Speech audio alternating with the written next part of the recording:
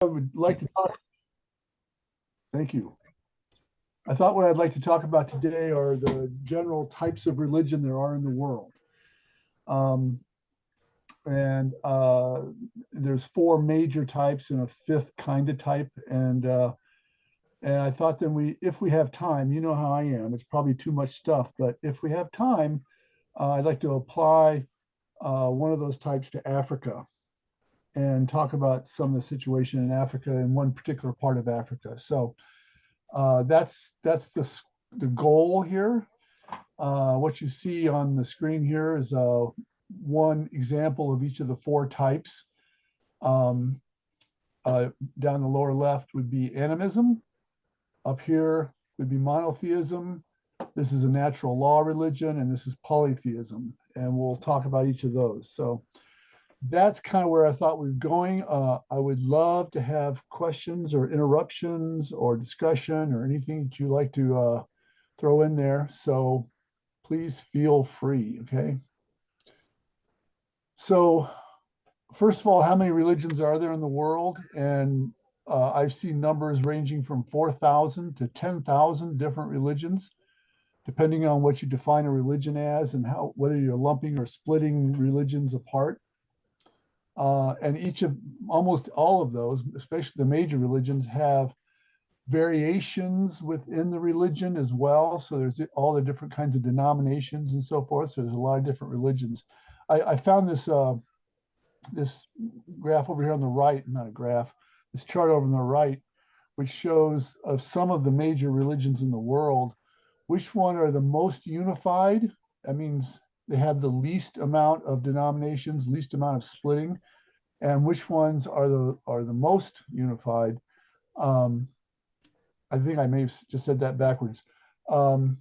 But it goes from Hinduism at the bottom, which has the least unity, in other words, the most diversity within the religion, most different forms of Hinduism of any religion in the world, up to Baha'i, which is almost an entirely unified religion, which is almost everybody believes almost exactly the same thing. So I just thought this was an interesting list.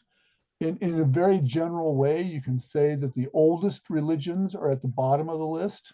They've been around longer, and so they had more chance to become diverse. The newer religions are at the top. That's a general thing, but Baha'i and Sikhism are the two newest major religions in the world, and they're both near the top. So if Christianity is towards the bottom, we're an old religion, so that kind of makes sense as well. So a lot of diversity in Christianity. And I'm then going to pause you there, though, Rich, on this. sure, It's interesting to note, though, that Judaism is more unified than Christianity, yet older. yeah, way older. Yeah. And then Zoroastrianism is Okay, is Matt. even older than Judaism and Yes, is more unified. it is, and those are the exceptions that prove the rule. Okay, and Matt's absolutely correct about that. Zoroastrianism is perhaps the oldest major religion in the world. Hinduism probably rivals that. Um, so they're both kind of there. And you're absolutely correct about that. Judaism is considerably older than Christianity, of course, by at least a couple thousand years, maybe. Um, so there are exceptions to that general rule. So we'll take it as a general trend, not as an absolute sort of rule. Back in the day, Christianity was just a subset of Judaism, so Yes, it's it not like was. I mean, you could kind of still apply if you like lumped some of these in, even to Zoroastrianism, because Judaism has got some tenets of Zoroastrianism in it. Well, not just Judaism, Christianity and Islam both do too. Something I'm going to mention here in a second. Okay, thank you. So, but those are great points, and I have no idea how other people feel about this, but I've always really enjoyed the study of religions and world religions and so forth. So this is kind of coming out of my interest in that. So there you go. So in terms of of numbers, the most common religions in the world, um, there's 4 to 10,000 different religions, but the huge majority of Earth's people belong to only one of six. And these are the six largest religions in the world: Christianity, the most, Islam second, Hinduism third, Buddhism fourth, animism is fifth. Animism is sort of a grab bag term for a whole bunch of small religions. And then there's something called Chinese religion, which we'll probably mention at the later on in just a little bit.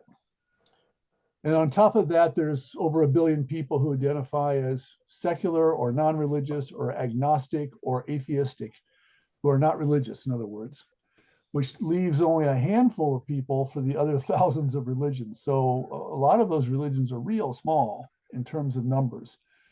Some of those religions have 8 people, or something like that, So that's kind of the way it goes.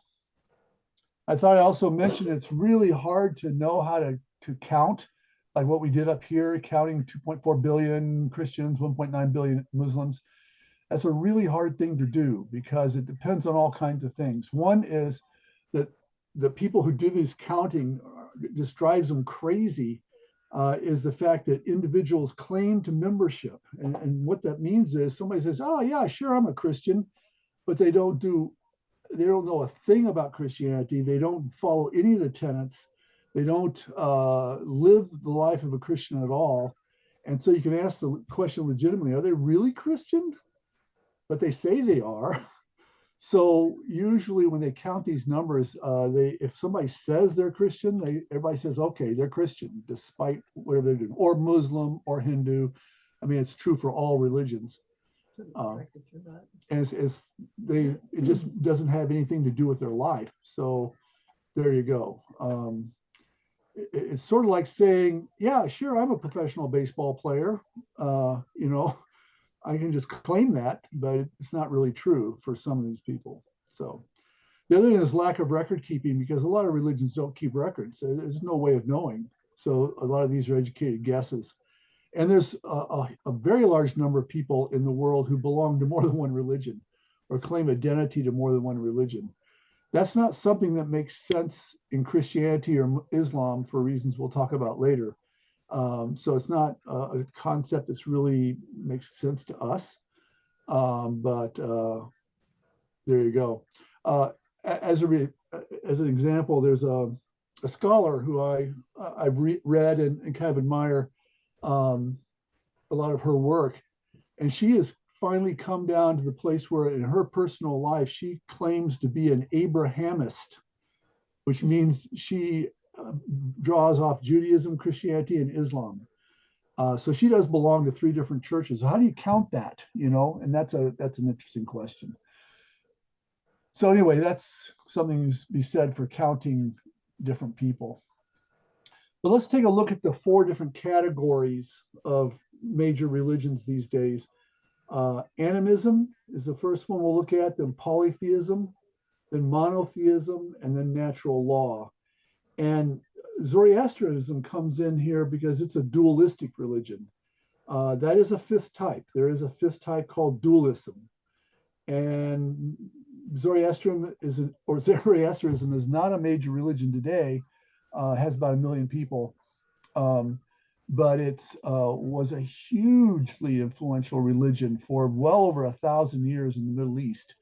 It had, as Matt pointed out, it influenced Judaism, but also was major influence on both Christianity and Islam. And so we're not going to deal with dualism, perhaps. That's actually a whole nother Education Sunday. How does the dualistic influences on Christianity? That would be another topic we could jump into if anybody ever feels the need. So we're going to look at these 4. We're just going to limit ourselves to these 4. And I thought we'd take them in turn and talk about what they are. So let's start with animism. The key to animism is that everything has a spirit. That is the one thing you can remember about animism. Everything has a spirit. Everything, period. And those spirits are capable of communicating with humans and being communicated with by humans. They're also able to move, usually. That's what modal means. And they take all different kinds of forms. It can be animals, plants, rocks, wind, water, fairies, ghosts, whatever. everything has a spirit, and so everything has spirit, not just people, and that's the most important characteristic of animism. Now, and it's important to realize that the spirits are not what we would call gods.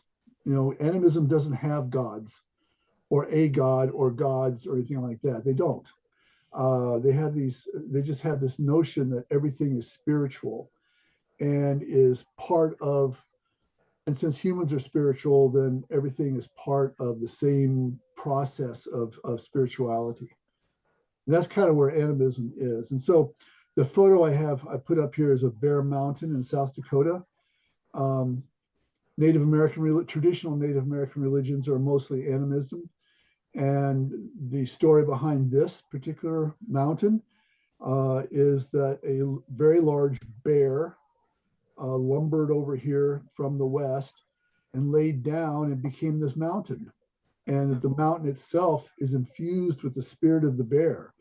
So the bear had spirit in the first place in a way we don't normally allow animals to have spirit. And then the rock itself, the mountain itself has spirit. And I was talking with a Lakota elder at one point at this site, and he was telling me these amazing stories about spiritual things that happened here at Bear Mountain. And I must have looked confused or doubtful, because he finally said, well, you know, we don't try to explain it. These things just happen here, you know. And it's the idea that the mountain itself is infused with spirit is very important. And so this is a site for traditional Native American worshipers to come and have vision quests and sweat lodge ceremonies and naming ceremonies and all kinds of things like that. So characteristics of animism, one of the things that's important about animism, I'm going to try to make this point about tolerance of religions. That's where I'm going with this. Animism is spatially local, which means they think of their religion as being very local.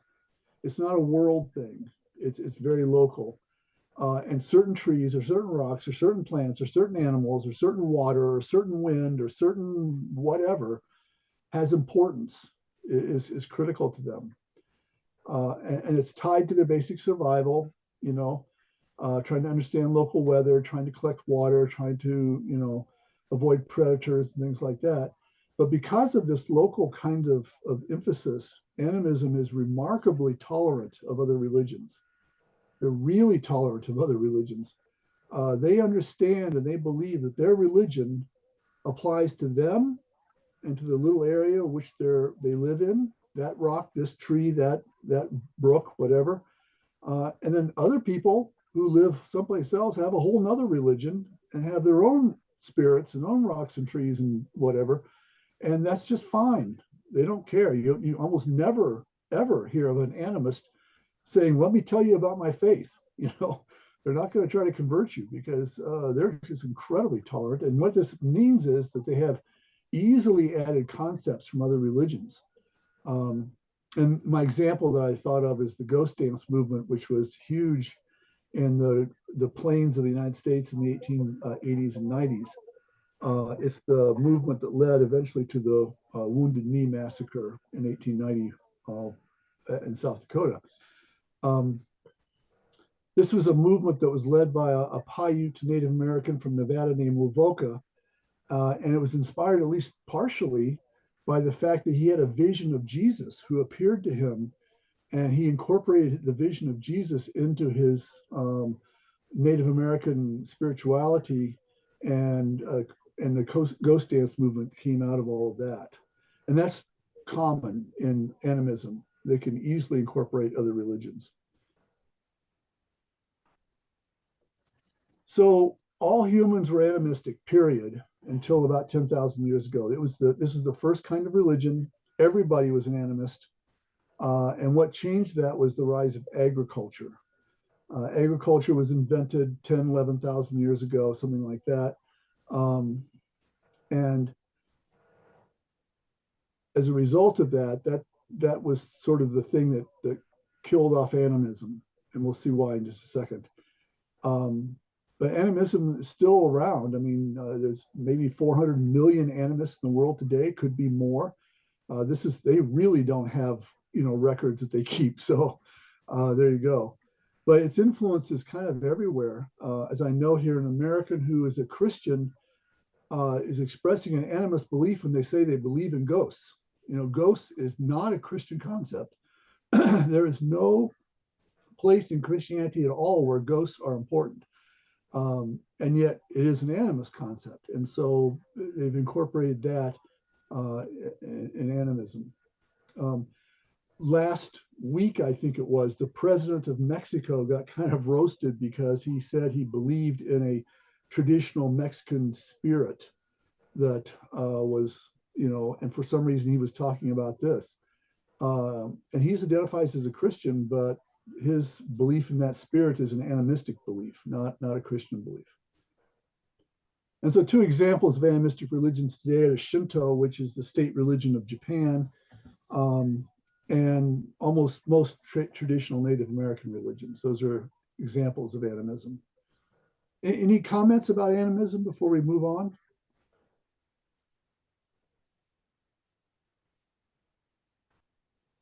Okay, let's go on to polytheism. Polytheism is from two Greek words. It means many gods. God, by the way, is theos in Greek. So we see a lot of theism stuff because we adapted Greek terms for a lot of this stuff. And polytheism rose as a result of agriculture. It didn't exist really before agriculture was invented. Hunter-gatherer groups tend to be animistic, and that's what everybody was on Earth until 10, 11,000 years ago. So hunter-gatherers thought of the plants and animals that they were hunting and gathering as spirits with souls like humans, and thus in some way equal to humans. There's all kinds of stuff in Native American spirituality that reflects this. The idea of a spirit animal, for example. Spirit animals can teach you stuff and channels spirit and help humans understand things. That's a very animistic kind of belief. Often you hear about this, and they did this. A lot of Native American hunters sometimes, in some groups, would actually sing prayers to the animal they were hunting and explain to them why they had to kill them and ask them to voluntarily give their lives so that they could share with their family the meat that they needed and things like that. And they believe that animals did sacrifice their lives because they could communicate and they could, this is all animistic stuff, okay? In animism, we shared space with animals and plants and rocks and water and so forth. And we negotiated those relationships with the animals and plants and rocks and water and things like that. That's all animistic stuff, okay? Agriculture is very different. There's a clear hierarchy in agriculture. Humans own and manipulate animals and plants. They are possessions.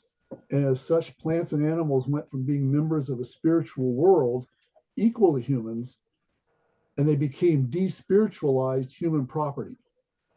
And so there's a very different sort of relationship to that. And I'm not suggesting that farmers don't care for their animals and plants. They don't have affection for them, but they don't think of them as spiritual beings that they can communicate with and that can teach humans about the spiritual world.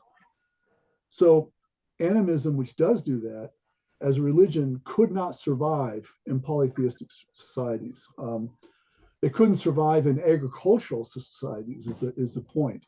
And so a whole new religious movement or way of seeing spirit and religion developed. Does that all make sense? I don't know if that's clear or not, but this is almost certainly what happened. I want to say just a couple of notes. Chris noted that like animism, the Celts were most likely animists as well before the Brits and all those folks came through. Yeah. Because they, again, hunter-gatherers. But it almost feels like as soon as humans were able to quote unquote tame plants, they thought that because they were able to tame something and to do that, that they then became owners over it. That's You know, exactly what they think happened, Matt. Yeah, you're right, exactly on the button there. And that means that animism as a religion falls apart, because uh, animists don't believe they own plants or animals or land or something like that, where it's all an equal spiritual relationship. So if you start thinking about ownership of land, of plants or animals or land, and as in agriculture is when we first started talking about owning land, um, then animism can't survive. So, so in how does polytheism develop? Well, humans controlled plants and animals, but they didn't have complete control because you don't have to be a farmer to appreciate the fact that sometimes seeds don't germinate. Sometimes animals don't reproduce. Sometimes the crop doesn't come in. You don't have complete control. And so religion becomes the avenue to try to ensure good harvest and healthy animals. It's important to realize that without good harvest and healthy animals, people starve to death, especially in the early days. And so the first supernatural deities, gods, and this is when gods start developing, were goddesses, actually, female gods. And almost all of them were fertility goddesses. And they were petitioned to help ensure the fertility of plants and animals, make sure the animals have babies, make sure the plants are healthy, things like that. And I put up an image of Astarte, which in some places is called Ishtar. This is a Mesopotamian fertility goddess, really early, really, really early. One of the first fertility goddesses. And Mesopotamia means basically the Middle East and Iraq, and you can even stretch it over to Israel if you want. So that's the part of the world we're talking about. But in the Old Testament, you can see all kinds of conflict with polytheism. It is all over the Old Testament, especially the history parts of it. And Astarte is not usually mentioned by name, although in Deuteronomy, especially Deuteronomy, but other places, there are injunctions about don't go up into the hill shrines, don't go worship at the polars, the sacred poles or the sacred pillars. That's an abomination to God and all that kind of stuff. And what they're talking about are shrines to Astarte. That's what they're talking about. And scholars seem to think that they didn't mention her name because she was such a powerful deity that they didn't want to give her credence by having her name mentioned, But the one point where you do get some hint of Astarte's power amongst the Canaanites and so forth is the mention of Baal, Baal, which is mentioned in the Bible.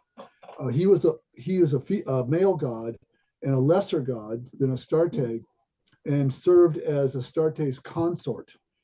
In other words, her husband, basically, because they had a belief that, goddesses gave birth and things like that. So she needed a husband. And Baal was her husband. And so oftentimes they did mention Baal, who was a lesser god. And there are issues where, places where Elisha, for example, contests with the prophets of Baal and things like that. So you can see that conflict all over the Old Testament with polytheism, which was, of course, the standard religion amongst the Canaanites when the Israelites got there. So here's another, other gods became important. Things like rain, sun, and health are all really important to agricultural groups. And so this is the sun god of Mesopotamia, Utu, sometimes called Shamash. But these gods became increasingly important too. So multiple gods were developing. So not like animism, polytheism does not assume that animals and plants can hear and understand us.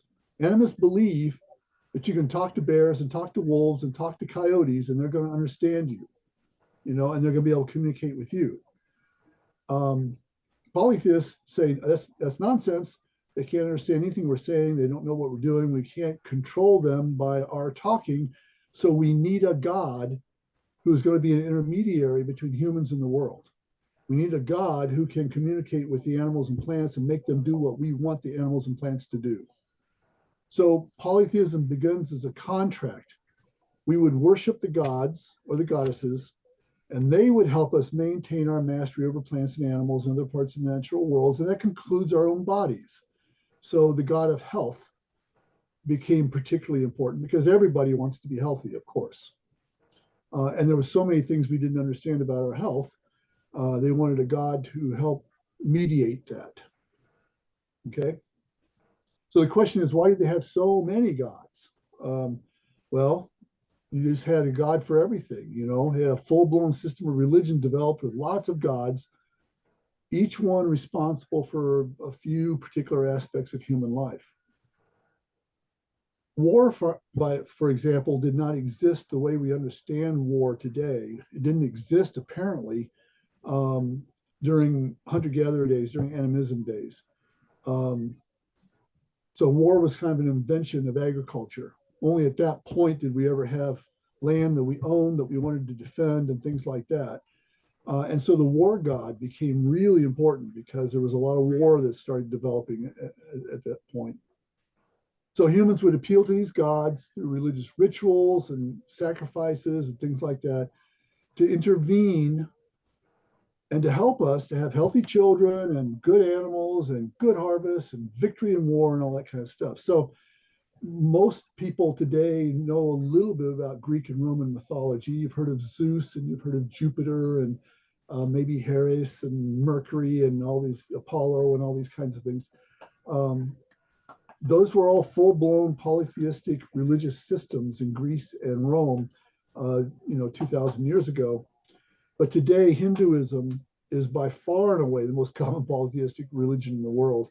It's the third largest religion in the world with 1.25 billion people. It's found almost exclusively in India.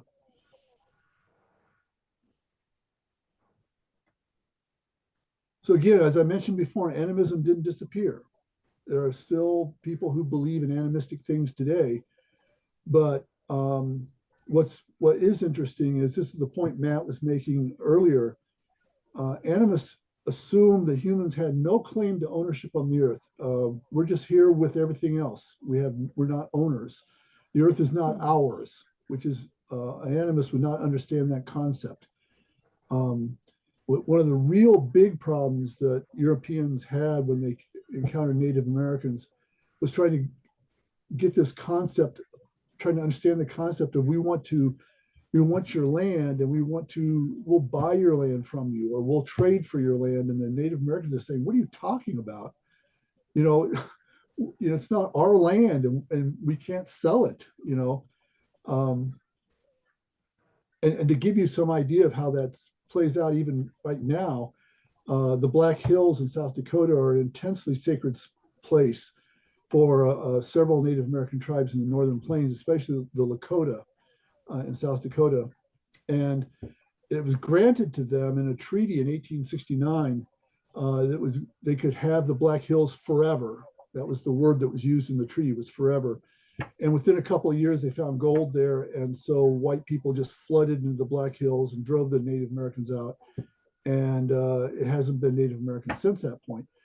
And finally, the United States government realized we violated a treaty and we treated them badly. So they said, we're going to give you some money. We're going to basically buy the Black Hills from you. And the Native Americans said, what, are you nuts? We can't sell something that's sacred. What are you talking about? And even though the Lakota live in the Pine Ridge Reservation, which is one of the poorest counties in the United States, it is definitely incredible levels of poverty there. They have consistently, up to the present time, refused that money. And at this point, that would be billions of dollars. And they're turning that down because you can't sell nature. This has been a real problem for people like Europeans who buy and sell everything to understand. So polytheists saw the world is defined by this relationship between humans and gods, and they saw us being dominant on the earth. And the proof of that was the gods would, if we did the right things, the gods would distort the laws of nature for us. They'd make it rain when it wasn't going to rain. They'd make it not rain when we needed to harvest. They would, things like that. They'd turn a storm away from us because we didn't want the storm to hit us, things like that. So we could claim ownership of the earth with the God's help. And it was under polytheism that humans made their first break with nature and the first serious environmental degradation took place. So this is kind of the point Matt was making. It's a very prescient kind of point. Anything else, Matt, you wanted to offer on that, or?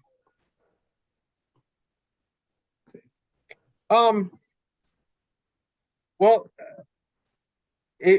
so it's a kind of related to polytheism, right? And when you say that the gods would distort the laws of nature for us, how would they then explain, or would they explain when it didn't work, right? Because we've been bad. You Okay. see it all through. This is true in monotheism too.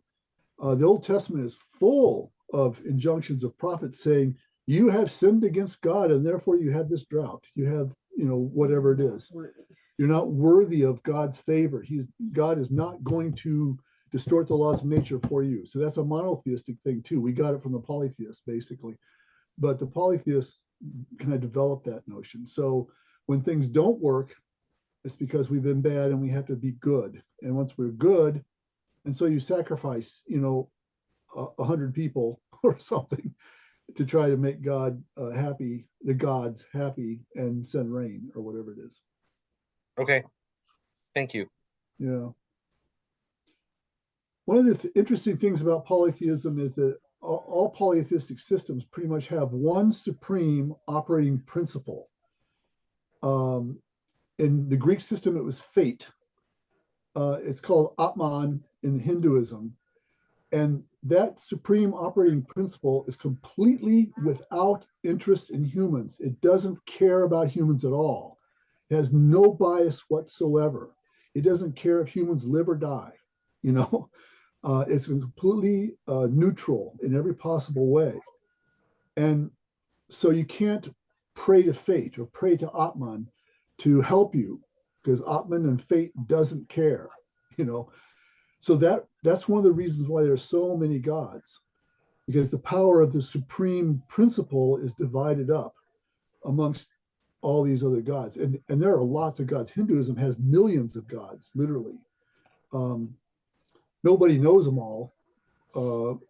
So each individual picks a group of gods they really like, and those are the gods that they care about. But getting to this idea of tolerance, somebody who's devoted to a group of, say, 10 gods, they don't really care. I mean, if I have my 10 gods, I don't really care if Judy has 10 different gods, it doesn't make any difference to me. There are so many gods out there. What do I care if she has 10 different gods? And, Linda has 10 different gods, and Matt and Chris have 10, whatever, it doesn't matter. And so polytheism has led to a remarkable degree of religious tolerance. They rarely persecute people for heresy. They rarely seek to convert people. This is not the point. In fact, I have a good friend who's a Hindu, a devout Hindu, I should say. And his opinion is, it doesn't matter how much you want to do it. You cannot convert to Hinduism. You just can't do it. We were not going to accept you. We don't want you in Hinduism. He never once ever talked to me about, let me tell you about Brahman, or let me tell you about Shiva. Never, ever. I asked him about it, and he would tell me things, but he had no interest whatsoever, and wouldn't even let me convert if I had, for some reason, some interest in converting to Hinduism. So, polytheism is pretty religiously tolerant. And I have this little historical tidbit to illustrate that point. In 1572, during the French religious wars between the Catholics and the Protestants, there was one 24-hour period called the St. Bartholomew Day Massacre, in which more Christians were killed on that one day in France than were killed for religious reasons by the polytheistic Roman Empire in over 300 years. So we hear a lot about the Roman persecutions of Christians, but that was minor compared to just one day's massacre in the religious wars of France. And so you don't get those kinds of religious wars and polytheistic things like you got in monotheism. So polytheism pretty tolerant, you know. So I have a couple of things to note. If I think about animism is really tolerant because it's localized, right? It's Right. like area specific. Polytheism would be tolerant because there's so many that you have your not necessarily quote unquote local, but personal, right? Your own set Yeah, of right. personal No gods. personal gods, exactly. Yeah. And so you and we see that even in the New Testament that Rome was before they began to persecute Christians, Judaism was perfectly fine, right? It It was was fine to perfectly be fine. Yeah. Yeah. it was Absolutely. grandfathered in as just another religion. Yeah, it's just another religion. And as long as you don't get in our face and mock our religion or something like that. The break with Judaism came when the emperors of Rome, and this happened right about the time that Jesus was born, so approximately that time period. Uh, the Rome became an empire. It had been a republic before that, more or less kind of democratic, um, but it became an empire about that time. And so that's the era of the Caesars. And Caesar is a Latin word that means emperor. And as a side note, the Russian word czar comes from Caesar, and the Iranian word Shah comes from Caesar as well. And they all mean emperor. Um, and once Rome became an empire, the emperors got, what's the old adage? Power corrupts, and absolute power corrupts absolutely. Well, once they got absolute power as an emperor and didn't have the control of the Senate and control of anything else, kind of having control over them, they got crazy. And there's a whole list of really crazy emperors in Rome who got really nuts about all the power they had, and they started insisting that they be worshipped as gods. And Jews weren't going to do that.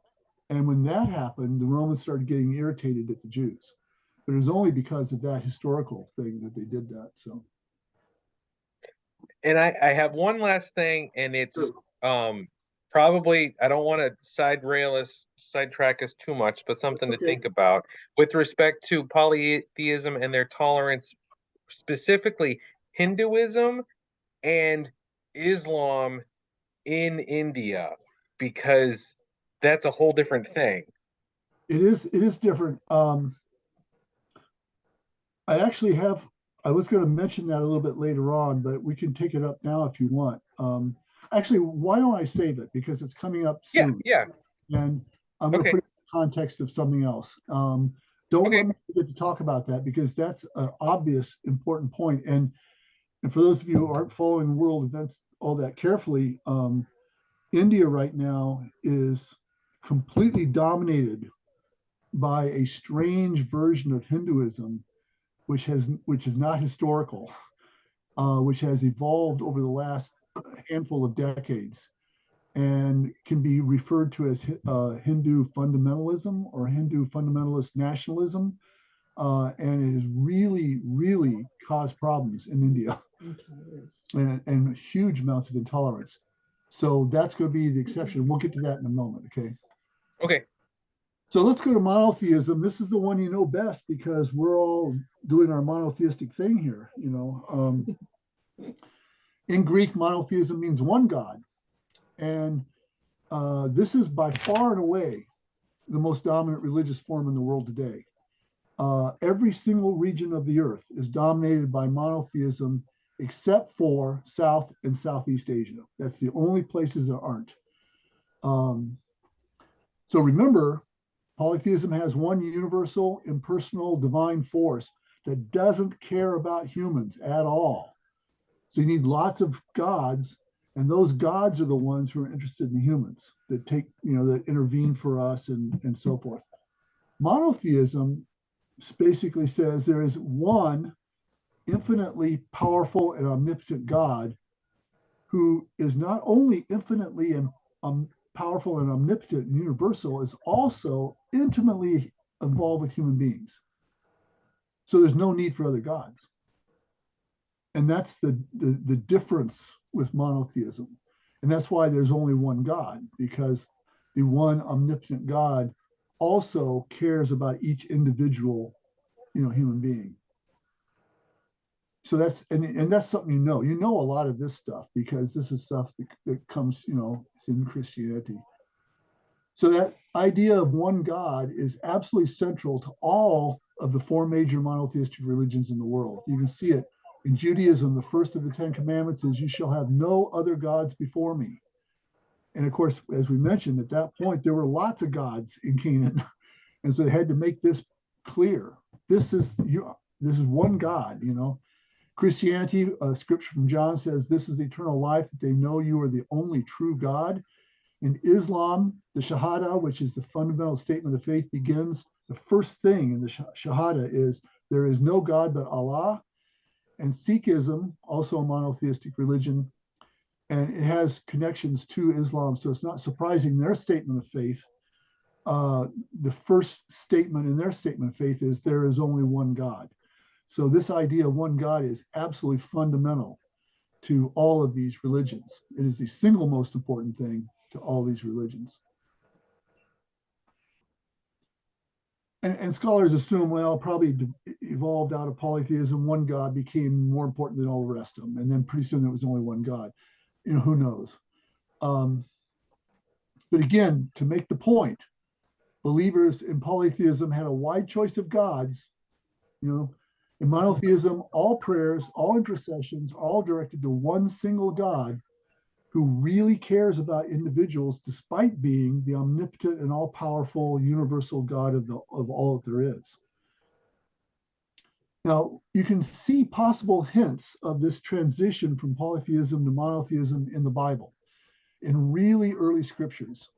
A good one is in Genesis 1:26, and it reads like this: "God said, let us make humans in our own image, in the likeness of ourselves." Those are all plural terms. And the word translated as God here, this God here is actually Elohim, and Elohim is a plural form. So scholars have struggled with what this means.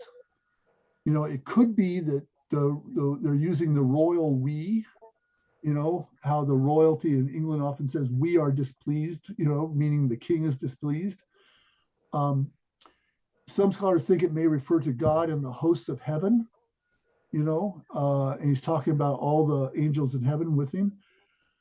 Or it may be an echo of the transition of humankind from polytheism to monotheism. This is the point at which God is imagined as being polytheistic and shifting to monotheism. So, scholars have struggled with this idea a lot. So what's the distribution of these monotheistic religions since they're everywhere? Well, Judaism is the smallest of these, 14 million, about equally split between Israel and the United States. Christianity, of course, this, began in the Eastern Mediterranean and is found on virtually every country on earth.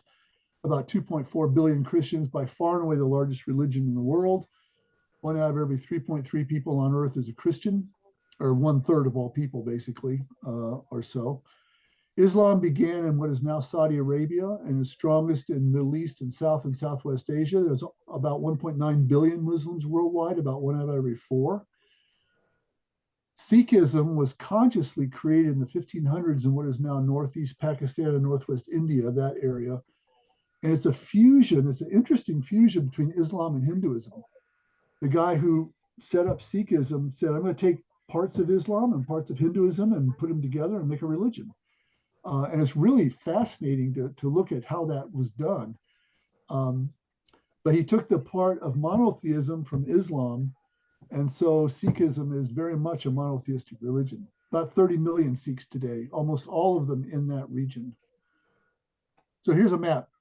The blue and red are Christianity. Blue is Protestant, red is Catholic. Purple is Orthodox. That's all Christianity. The green is Islam, and you see where it is. Judaism and Sikhism are really too small to really show up on a map of this scale, although Sikhism is up in this area right here.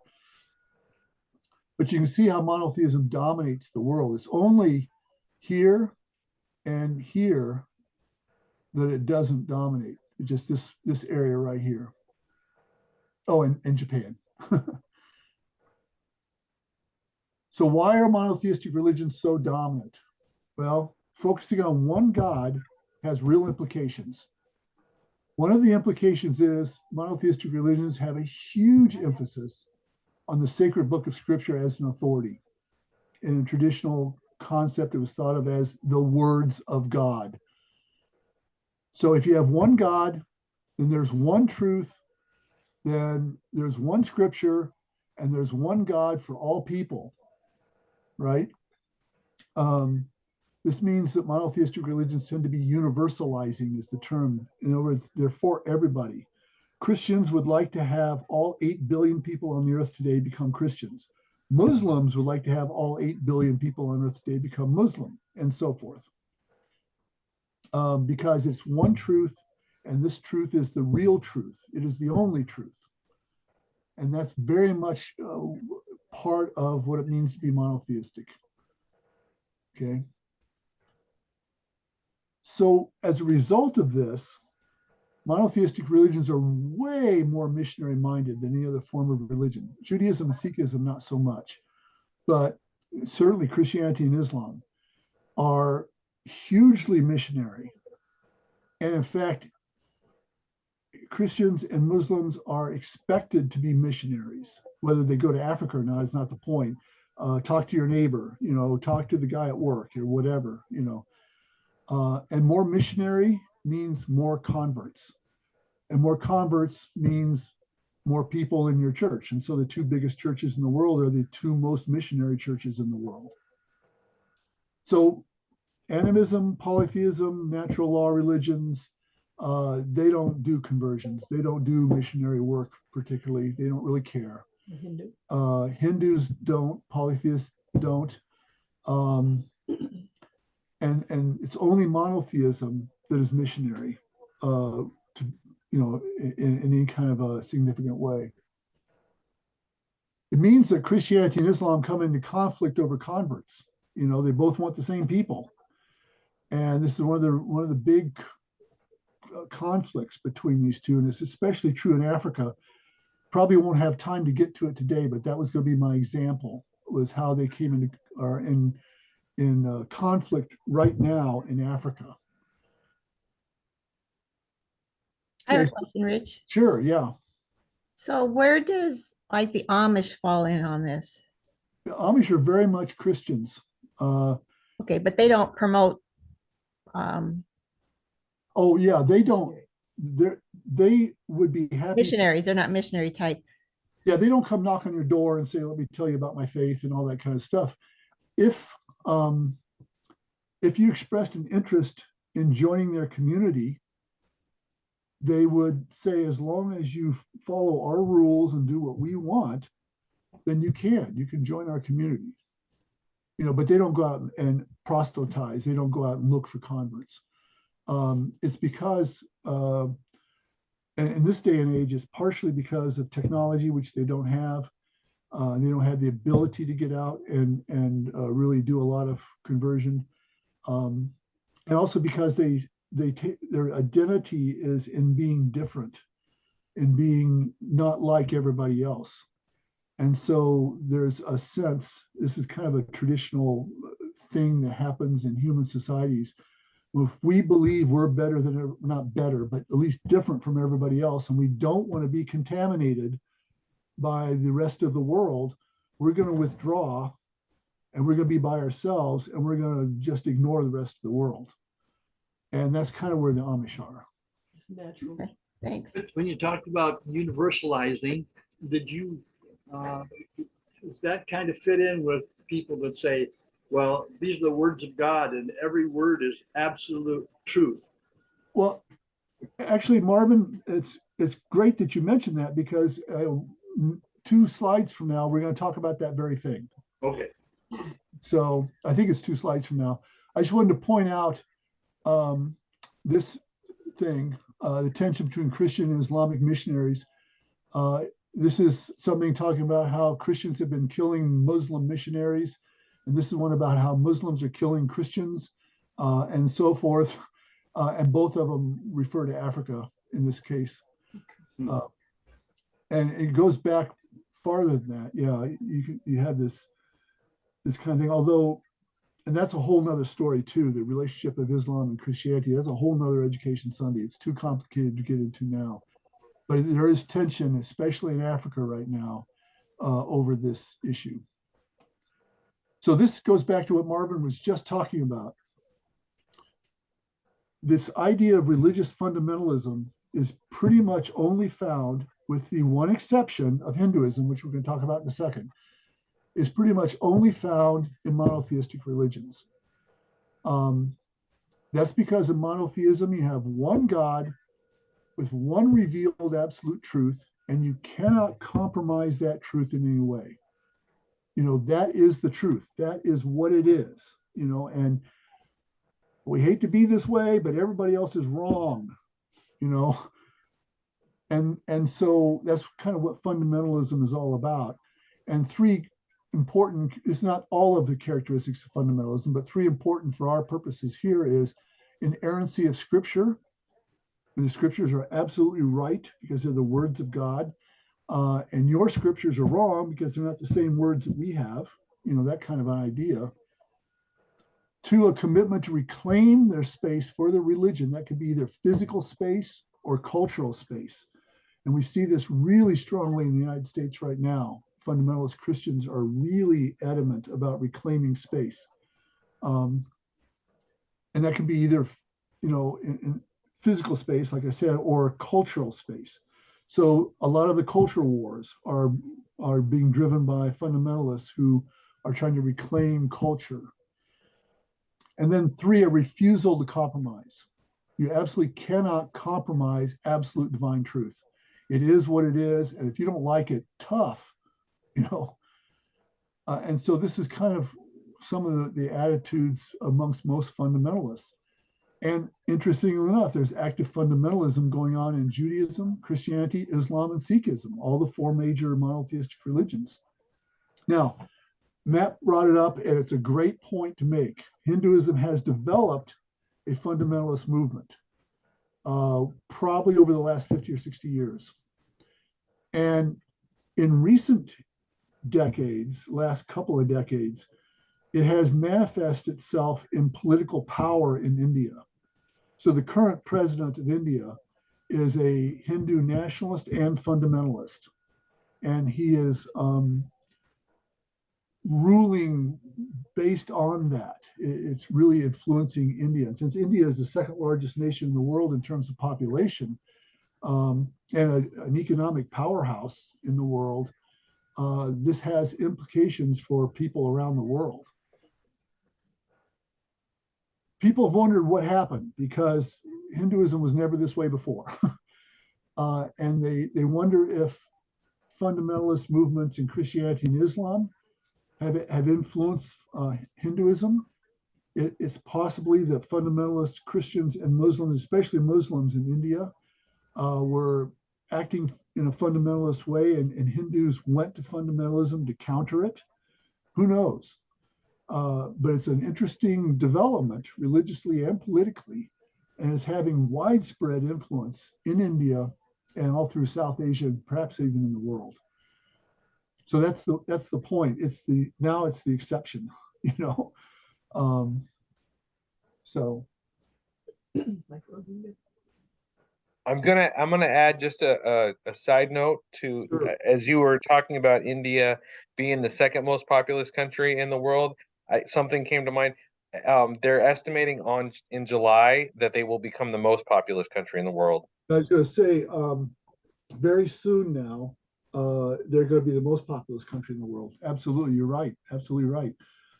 They're pushing China really hard on that, and they're about to pass them. It's hard to know exactly when. It could be this year, as Matt pointed out. Yeah, which would be a real weird change for a geography nerd like myself, because ever since I could talk, China has been the most populous country on earth, and now I got to rethink that, you know.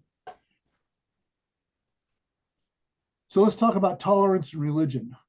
These two characteristics, the requirement for missionary work and the tendency towards fundamentalism, Both of these are derived from the importance of one God, one truth, and one scripture for all of the world, has historically made monotheistic religions considerably less tolerant than animistic, polytheistic, or natural law religions. And there's huge amounts of examples we could throw out about this. It's certainly true today, with the exception of Hinduism. We need to emphasize that all monotheistic religions, without exception, all four of those we mentioned, have at their core a commitment to peace, compassion, acceptance, and community building. So the intolerance that has historically been part of monotheism is a result of a distortion of those central core teachings, and also the influence of non-religious culture. So they have been influenced a lot by non-religious culture. And so anytime you see intolerance in religion, in a monotheistic religion, it's somebody who is not living the principles of the religion.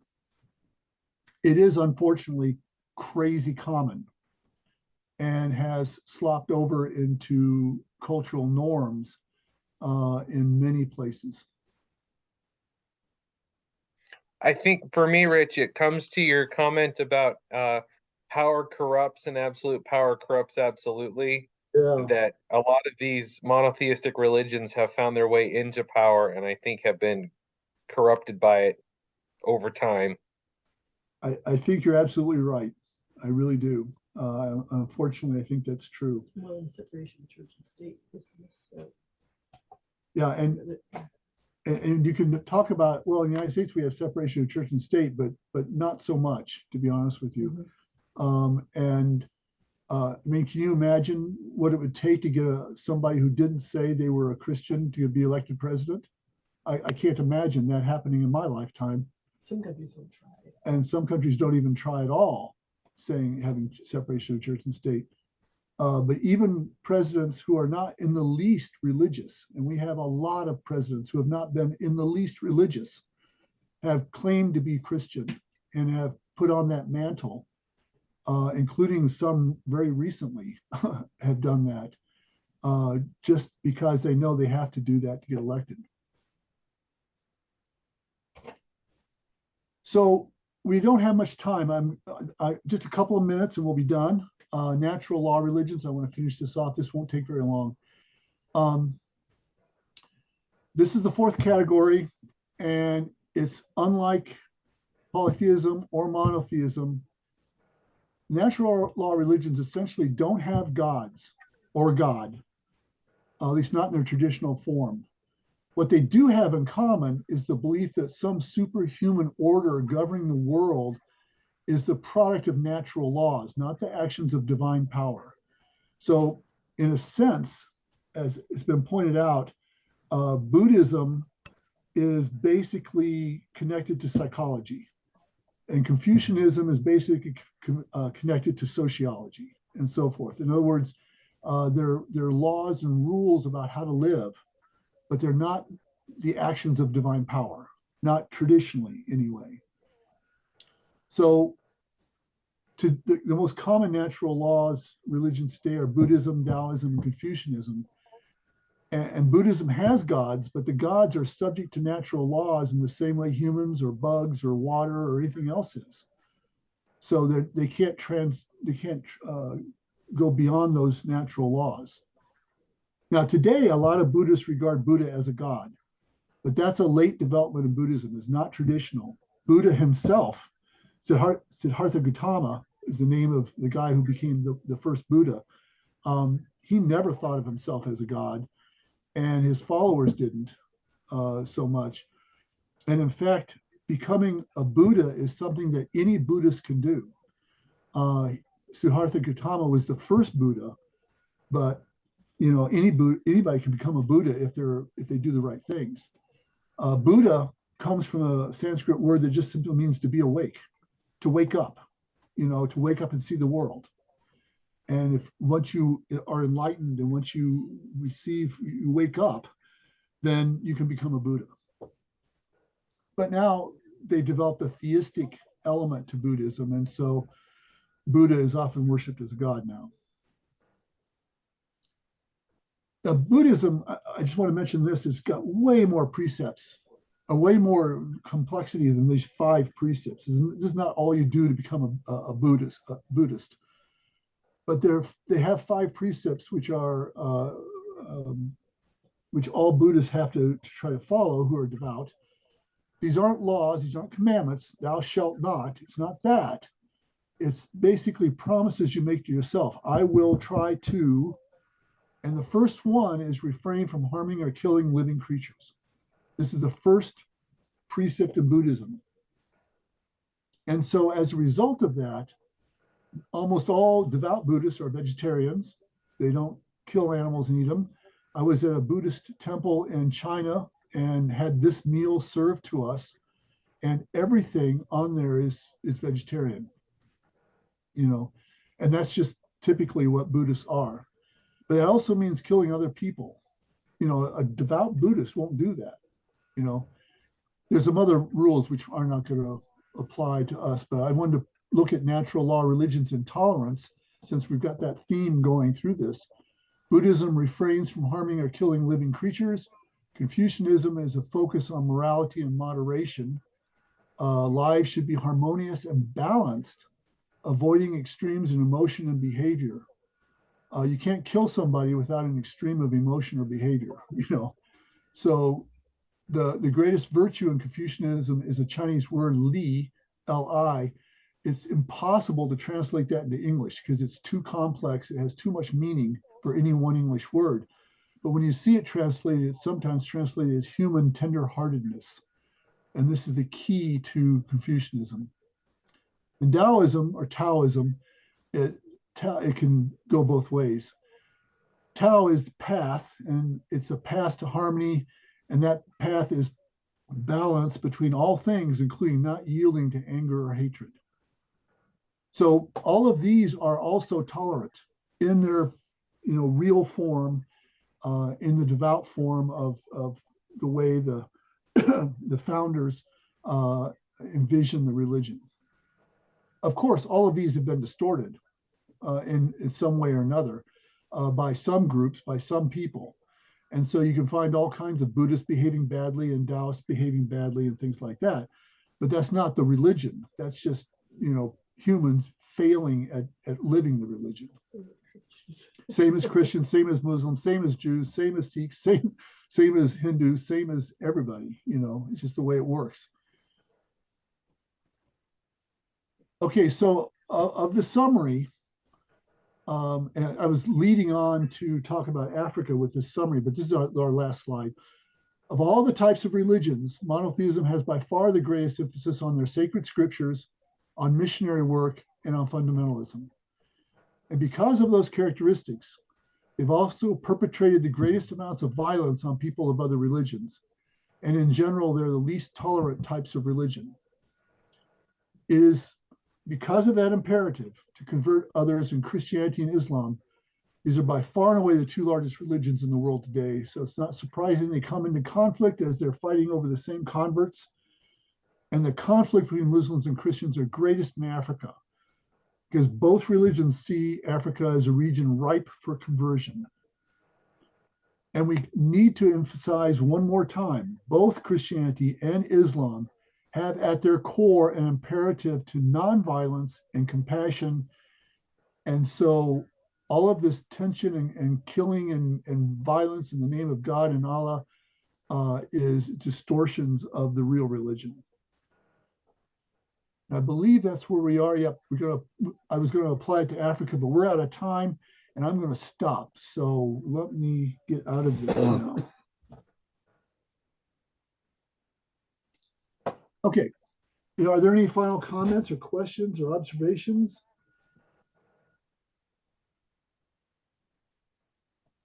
So my only comments is, I think, talking about Christian. So I took notes, Rich, with possible topics for future education Sundays. Okay.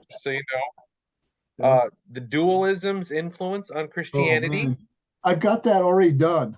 I've got that one. It's loaded on the computer. I could do it. It's just that some of the implications are a little bit harsh and difficult for people to take. So I'm kind of hesitant, but it's done, it's ready to go. So I could do that one. And then the continuing the tensions between Christianity and Islam in Africa, where you were going. And of course, that's already done too. So we could do that. So maybe next time, one of those topics, if that's what you want. Sounds good. Sounds good. Do it. Oh, there you are, Marv. Good to see you, Marv. Yeah, I'm around. You weren't visible before. No, when I I wasn't. started. Now you are. I like it. It's better to open the cameras to be able to see. I like to see that face, man.